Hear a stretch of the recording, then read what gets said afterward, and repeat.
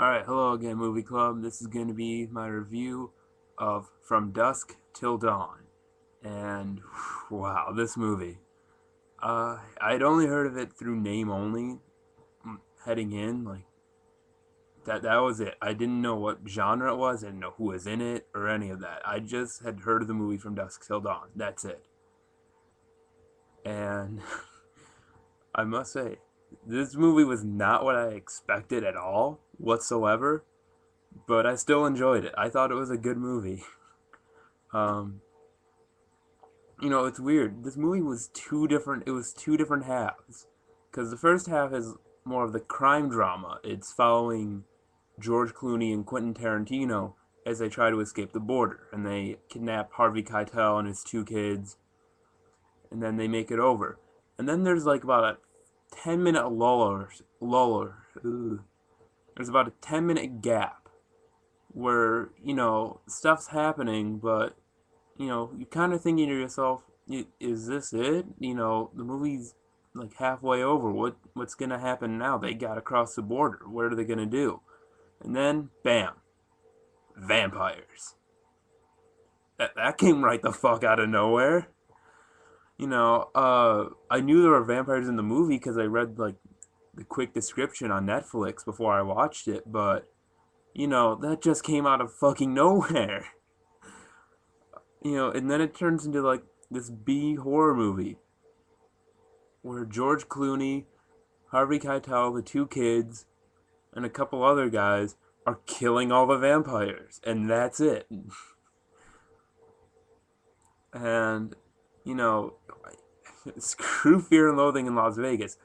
This movie was fucking backcountry.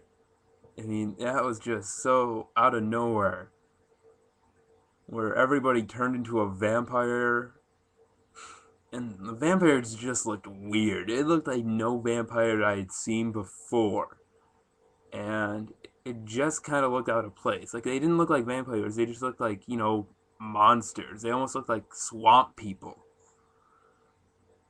Uh, and as far as the story goes, it was a good story for the first half, The second half, there was no story. It was just fucking kill all the zombies. Or the fuck am I talking about? The second half is, fucking kill all the vampires, and that's it. Uh, as far as the acting goes, the only people that really stood out, well, actually, Quentin Tarantino stood out because he was kind of like the creepy guy, where the creepy brother, where there's something wrong with his head, but then he dies, so who cares? George Clooney, I thought, did a really good job in this movie. Um, and maybe that's because his character was the only one that was really interesting. Him and Harvey Keitel are the only two characters who I really cared about in this movie. Because, the son and daughter are just kind of there, and the brother dies before the vampire fight, or he becomes a vampire, like, right as soon as the vampire parts begin. And then there are the two guys in the bar, but they weren't really in the movie for that long, so I didn't really care about them. It was mainly just George Clooney and Harvey Keitel. That's it.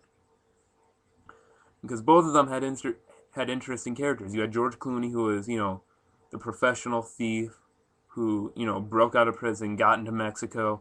Then there's Harvey Keitel, who was, the priest who gave up on religion after his wife died. But then, well, George Clooney makes him become a born-again priest of sorts because they're about to die and they need Harvey Keitel to bless everything because that's what kills the vampires.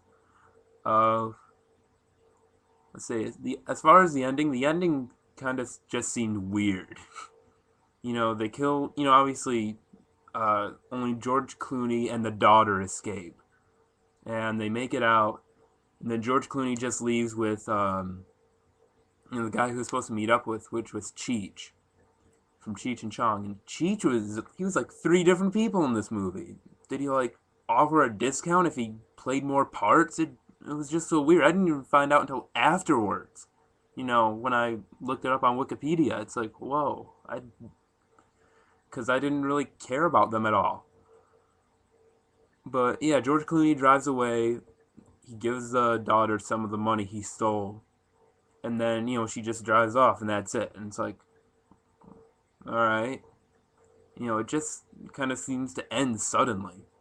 But all in all, I would definitely recommend this movie to others, mainly because most of the people I hang out with would love these kind of movies.